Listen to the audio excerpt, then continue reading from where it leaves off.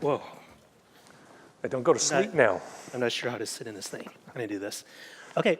Well, I don't know if you quite remember this, but back when you first started, your first year, I think it's your first month in the business, Reuters quoted me as saying, that year's E3, it took me about an hour to realize that that was the worst E3 ever.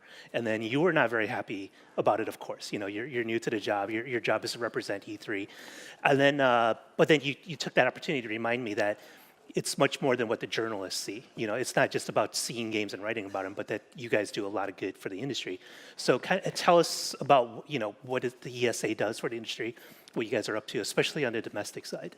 You bet. Well, Shu, thanks for having me back. I was pleased to be here last year. And when you made that comment in 2007 about that first small show in Santa Monica, let's just say I've gotten a lot wiser in my job, and we have a much better model for E3 now. I think you'll if you took a vote of the people in the room, you'd see that the E3 today is the strong, robust, loud, worldwide voice of the video game industry that we all expected. And we've moved a long way since 2007, but you were actually right to be critical of that model, and we're in a much better place today. As for ESA, we represent the industry on a wide range of things, and probably the best way just for this audience to have a grasp of that is what we're doing right now. And a few of the things that are fresh, that are current, that we're working on is over in July, we launched the Higher Education Video Game Alliance. Now, the Alliance is about having universities that are going to be the platforms, the incubators, not only for our workers of tomorrow, but as stages for us to have informed dialogue and discussion about the industry throughout the year, not just at game conferences, but the broader public. And we announced that in July. We had 20 universities. Today we're at 50. So lots of good momentum there. Just this week, when we look at the industry and what does it mean, to me, I heard earlier at CES in January, it was the Internet of Things. And if you're in the business of making things, that's probably a good label for it. From our perspective, it's the Internet of Experiences. All right, it's the Internet of Emotions. It's the Internet of Events. It's where you go, it's who you go with, and you do that in games. So how do we take that proposition and everything that underpins it and support that, defend it, and extend the runway for it? So this week, we're testifying on the DMCA, the Digital Millennium Copyright Act, and our general counsel will be explaining to Congress the importance of ecosystems and the importance of protecting those as a matter of intellectual property policy so that we can deliver these experiences. And that's happening again this week.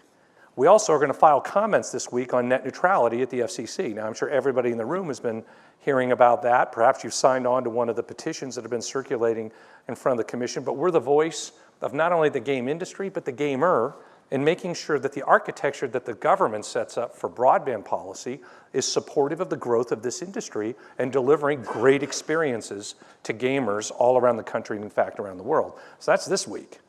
Now, other things that we do is we put on E3, which is now, this last show, we did 49 billion media impressions off E3. Over half of those, consistent with the theme of your show, over half of them were international. So talk a little bit about what you guys are doing on a global basis. Yeah, and on a global basis, so we intersect and interact with our counterparts around the world. And a lot of these policy issues that you might be wrestling with as a business or as a country, whether it's privacy, data security, tax policy, when you make a game or you make an app that's a game, you want to distribute it worldwide, there are all these friction points that pop up around government around the world. We're interfacing with our counterparts to make sure that we're having clarity about what this industry stands for consistently around the world, and that's important. And then knocking down those obstacles and reducing that friction so that the industry can succeed and grow. One of the things that we have generated at ESA, with a very strong support from the industry and from the board, is by the ESRB, we've had great success in rating games at retail. That's a familiar model. We've done it very, very well. The FTC, the Federal Trade Commission, has said it's the best in the business. How do we extend that into the digital space? So Patricia Vance and her team developed IARC.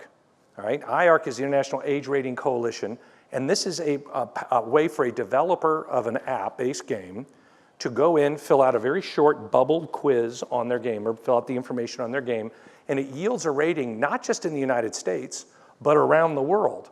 And it's a ESRB rating here in the United States, it's a PEGI rating in Europe, and over 30 countries now are on board supporting this platform that Pat and her team have developed. And this week, as luck would have it, is the 20th anniversary of the ESRB. So let's all give Pat Vance and her team a round of applause.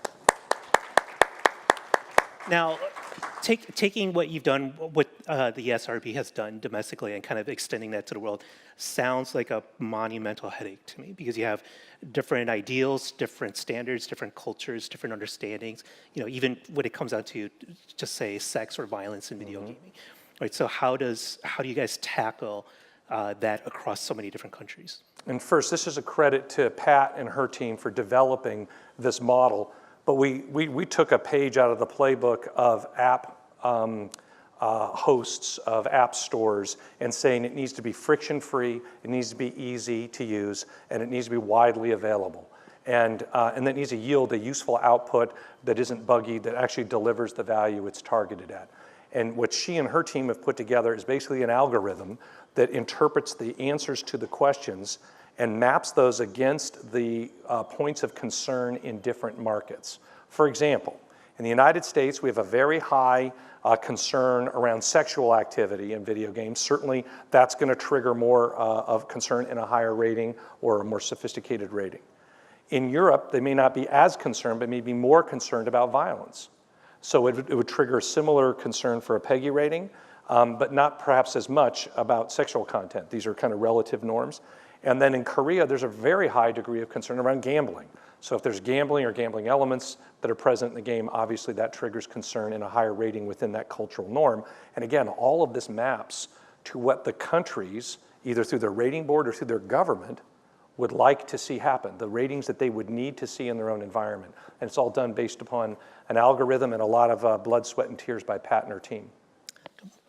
So you recently released a study that says 59% of Americans and about 17% of the world plays video games. Where do you see these numbers headed over the next 5 to 10 years? Well, I'm bullish. I could not be more excited about the stage where the industry is. As you heard some of the other speakers earlier, you've got we're firing on so many cylinders. It's not just the console ecosystem anymore. That's very robust. We've had 2 very successful console launches in the last year, but you also have the tablet-based space, which is now defining itself separate from mobile, as we heard some of that discussion this morning. You have these different platforms for our industry to succeed on.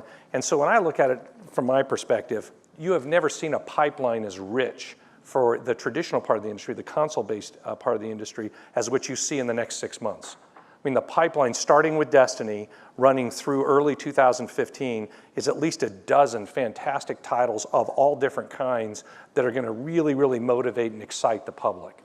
And I think that that's an outstanding thing, very good sign of strength. Then you have similar trends around new devices, whether it's the Galaxy phone or the new iPhone. These are new platforms for creativity, for game developers, and for consumption by gamers. And so you could see numbers in the United States where if it's 59%, we could be pushing 80% within 5 years, because all of these appear to be on successful tracks. And it's incredibly engaging and it's social. Now when you play games, you don't play them by yourself. You don't play them in the same room. You're playing with people around the world or all of your family and friends. Those forces are going to add, I think, significantly to the U.S. Subscription base to games, those that are engaged in the pastime and the medium, and that's very positive. The rest of the world, I think we track the deployment of smartphones. It was touched on this morning, that especially by the gentleman from Flurry. Look at this growth curve of mobile, which is incredibly exciting. It's smartphones. You look at how much computing power there is in those, the battery life, the screen resolution, the distribution possibilities over wireless networks. There's a lot to be excited about that when it comes to the rest of the world. And I just got a stat. I was out at CTIA last week. The GSMA, the GSM Association, says in the next 18 months, we'll be adding 1 billion more smartphone users to the world. 1 billion more. That's 1 billion more potential gamers. And so I think all of these trend lines will follow the arc of mobile deployment as we increase penetration in other parts of the world. Now, actually I have a bunch of little questions wrapped up in one. So you brought up all the mobile growth we're seeing and the potential for mobile. Now, E3, for example, is it's really revolved around console and big budget AAA products, right? And generally speaking, mobile products don't show well there. It's just not the right environment for it. Gree, of course, was at E3 2 years ago. I had a big booth, but you haven't seen them since. So with mobile, with all of these developers, possibly like more and more of the market getting smaller, you know, like the typical mobile studio is not going to be the same size as your Call of Duty studio, for example. What happens to shows like E3? What happens to the ESA? What happens to the business long term as it sort of consolidates, and then you get a lot of many small players in a business versus a few big ones? Yeah, so we're excited about that aspect of growth of the industry. It's clearly additive to the overall strength that we had, say, 5 or 10 years ago. Now you've got this wonderful, opportunity represented by mobile. And from E3 every year, we deconstruct it. We look at each piece that worked. We look at the ones that we need to make better. And we say, what would really optimize the show for the coming year? And then we put it back together again, and we do it in June. It's a very rigorous process we go through, and we have a great desire to increase the amount of excitement there is around mobile at E3. So one of the things that we've thought about is the notion of having a pavilion of E3 providers that are perhaps organized, and I was talking with Graham Hopper, who was my first chairman when I came aboard in 2007, perhaps curated by Unity. And you'd have a platform, a mobile platform, which is invested in the growth of the industry and the democratization, as we heard David say. And that would be something that would be on the floor that would fit in the context of the show. But it is a challenge. It's one we're very eager to meet. We're very open to meeting. Our administration of the show is a very open to the industry process. It's there for the industry. It's not owned by an outside group. It's owned by ESA, and we're the industry's trade association. So as great ideas come forward, we'll be folding them in. That's just one thought on how to get after that. Okay. You mentioned some speakers we had here earlier that are on your board and having a lot of meetings. So then you told me backstage, like, these guys are always coming to you. They want this or they want that. Can you give us an idea of like what the industry, the big heavy hitters, the big guys in the business, what they're asking of the ESA, and what do they want to see happen in the gaming industry? What's interesting is trade associations in Washington, D.C., there are probably 2,500 of them. They're quasi-governmental. They don't move very fast. They don't change very quickly. They tend to offer homogenous or consistent services. That is not sufficient for the video game industry. And those expectations are made very clear to me by the board of ESA, which is the two of the CEOs you heard from today, Andrew and Owen. Both of them are very clear. We need to continue to evolve. We need to offer better, smarter services. We need to be delivering higher value. We need to be delivering things that are going to matter not just today, but in the future. And that is a challenge that I'm the luckiest guy in the room to have the opportunity to meet. And just a couple of examples of things that we've done. Following Newtown, the vice president asked us to come to the White House and have a conversation with him about gun violence. And we did as an industry. And we brought in senior executives and we sat down with them. We told them about the truth of the research, but here's what we'll do. Because this is something as a responsible part of the economy, as we're all Americans, we're all parents, what can we do to help? We developed a PSA. And the PSA we distributed, though, not over traditional means where it's seen at late night television at 2 in the morning on stations that no one watches. Instead, we did it over our own digital media. We put out this PSA, and it was designed in conjunction with our members. And it was done very closely with Disney. And it won as the best PSA of the year from a group that rates these things in Washington. That was just last week. Those are the types of things that the board wants to see us do.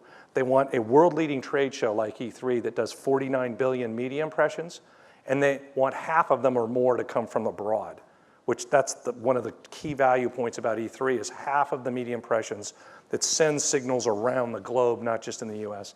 They want to see that type of smart advocacy. They want results in the States. For example, we have incentives that attract the industry that basically say we want the video game jobs in 22 states. What that means to the board of ESA is what about the other 28? And let's get after those. And so that's the type of conversation we have and the types of things that we focus on. And how do we make sure we grow and protect this industry, not just for today, but for the future? Now, some of the examples you just gave sound like, obviously they're very relevant for North American developers, US developers, but do you guys have to address, you obviously have to address global issues as well. Can you give some examples of some of the conversations you're having with your board, with your partners about the challenges of going global? And everybody is struggling with that in a different way. We have our struggle as a trade association on how to make sure we're able to deliver high value quickly in that and in those discussions. But you have to remember that ESA is international. When you have either the Japanese companies that were the birth of the industry representing the ESA board, if you ask them, are you just a Japanese company? They would absolutely say they are not. They are a worldwide company. They are global.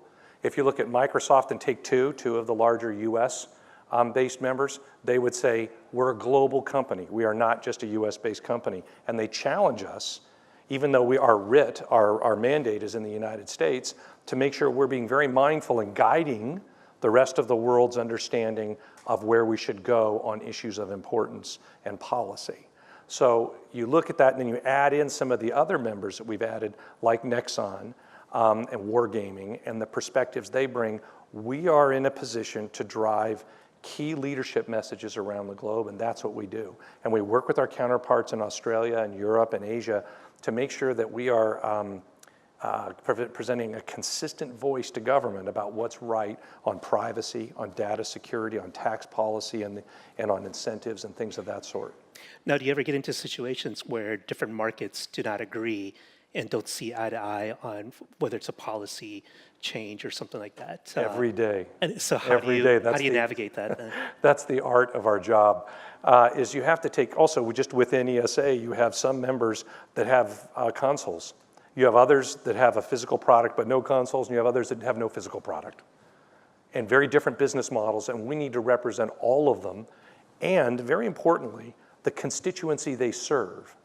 As you heard from a number of the speakers this morning, and most recently by John Riccatello, it's the focus on the gamer, and we as ESA have to be focused on the gamer. We can't have a tin ear and seem like an old school institution, because that's just not what the industry needs. They need us to be sensitized and focused on those. So we're harmonizing these things all day, every day, and I have a great team that does that. So what practical advice can you give to companies who maybe haven't thought of themselves as a global company yet, but really ought to, right? That's the best thing for them long term, but they're just still kind of thinking small. Like, what would you say to companies like that? I think the first thing is it starts with the company itself and the game that you're making is make a great game, make a great experience. The distribution models have never been easier, but then the discoverability has probably never been more challenging than what it is today for developing a great game. So make a great game. Build a great team. Your team ultimately is going to be those that are going to help you handle all of the unknown unknowns versus the known unknowns that you're going to confront as you are growing your business. And the third one is partner well. So much of what we do as an industry, as an ecosystem, there's experience all around us, especially in a room like this, where you could have a board of advisors, a board of directors, partnerships, different types of agreements that you can strike to put yourself in a position to succeed, not just in one market like the United States, but around the world. And really, you've got a number of people, again, that the speakers are on this couch earlier, they see the whole world, they travel the whole world, they understand the difficulties of distributing great experiences and the friction that can be there, and tap that. And for the most part, they're very willing to help. Now, one of the problems facing the industry, right? There's monetization always comes up in a lot of conferences like this, where now consumers are getting to the point where, when we're talking about mobile especially, where even $1 might seem like too expensive of an investment, which is really funny to think about, right? And then it's even getting to the point where you'll have consumers and gamers bitch about a game that they're literally paying $0 for, right? It's like, it's free, they're not asking anything from you, they're gonna complain about what they're getting. So now there's this market rush, like everyone's moving, well, a lot of people are moving to free to play, they're trying to make their products cheaper and cheaper. How do companies survive in that sort of environment? Yeah, I think the survival there tends to come from discoverability, which is easy to say, very hard to solve. and the quality of your partner relationships, because it's your partners ultimately that are going to elevate you, assuming you have a quality experience underneath it, that are going to put you in a position to be discovered and be known and to be successful. The one thing that, similar to my concern last year, is in the competitive world, do not get too sharp with your customers. Don't seek to take advantage of them. Not only does the digital world smell that out right away and punish it, but the government is looking for an example to set, and ideally I think it would be in our industry, around sharp practices relative to consumers in general, and especially when it comes to children. This last summer, the Federal Trade Commission issued its regulations under COPPA, and those regulations are fuzzy, they're hard to understand. If you find yourself in a position where you need to understand them, please do contact us at ESA, because if you trip over and you cross the lines with children, whether you have them in your game, whether you're marketing to them, or have a reasonable expectation that they're going to be playing your game, the consequences are very dire if you make a mistake. And so I would say that there are a number of things you should do proactively to succeed. There are a couple you should not. And if you think that's the path to success, don't take it. All right, great. We're out of time. So thank you very much, Mike. I appreciate it. You bet. It's fun. Good insight. Thanks. Thank you. You bet. Thanks.